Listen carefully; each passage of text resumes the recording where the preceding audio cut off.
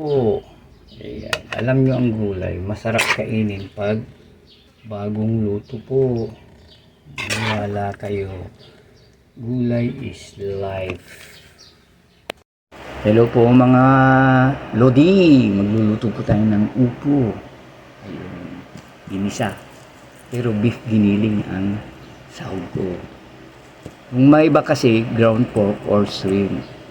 Inisa ko lang sa bawang, sibuyas, and then yung kamatis ng pagkamahal-mahal, 160 ang 1 kilo, kaya 1/4 lang ang kinuha ko. Bawang, sibuyas, kamatis, and then yung beef giniling, and then after that, pag nagisa ng maigi yung beef giniling, yung upo. And then tinimplang ko ng alamang, and then paminta at pampasarap. Yun. Alam niyo po ba na ang upo is maganda sa blood sugar, nagpapababa siya, pati high blood bumababa, at saka maganda sa liver yon, and then maganda rin sa urinary tract infection, and then diuretic pa kasi yun, nagtutubig-tubig yun kaya nga nung nagluto ako, hindi na ako gumamit ng tubig kasi mismo nandoon na nagtutubig na yung ano. Ayun. And then dapat pag nagtitimpla kayo, dapat huwag masyadong maalat, mahirap. Kasi mas maganda pag habang kumakain kayo, doon na lang para yung mga iba namang naayaw ng maalat, in fairness, di ba? Kasi meron tayo kanya-kanyang timplada Ayun. Basta sabihin rin sa akin, share nyo kung ano ba rin klaseng luto ng upo para naman malaman ko rin, para bago naman. As usual, salamat po sa lahat ng tumatangkil sa akin sa videos ko. Pati star senders ko, yung mga sharers ng videos ko, my friends, followers, thank you very much. God bless.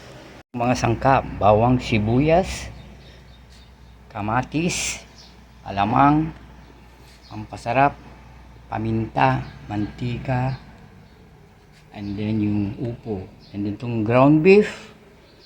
As usual, i-blinance ko muna and drain para medyo malinis. And then lastly, yung patis. Yung patis, optional na yan. Kasi pag medyo matawang, yun, doon tayo maglalagay. Let's get it on. Isa na tayo ng sibuyas, bawang, low fire. And then yung napitanghang ng kamatis ngayon, 40, 1/4. Low fire lang, and then close it hanggang mag-isang maigi yung kamatis para makuha yung katas nito.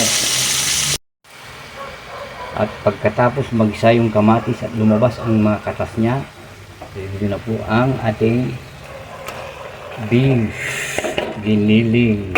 Gisa natin mabuti ulit for a while, 3 to 5 minutes. Close ulit. Katapos mag-isang maigi yung beef giniling, yung alamang na. Ayan, dapat konti-konti lang. Mas maganda yung konti at saka para siguradong hindi maalat. Saka pinagsabay ko na ang pampasarap at paminta. Mas maganda yung kunti-kunti lang. So, simmer natin for a while. Ayun, sabay-sabay nang lumabas ang mga katas nito. Ready for yung upo. Itong upo, pag naluluto ito, nag-water siya, kaya no need for water, depende na po. Ayan, i-close po natin para sigurado. Malapit na pong maluto. Ako kasi half cook lang hindi ko gusto yung done. Dito tayo mag-a-adjust ngayon ng timplada, kung pwedeng patis or asin. Pero yung sa akin, tansyado ko na, okay na sa akin to. Kasi pag matabang, pwedeng ilagyan na lang ng patis afterwards pag kakain na. Ayun. Wait muna natin, halu-haluin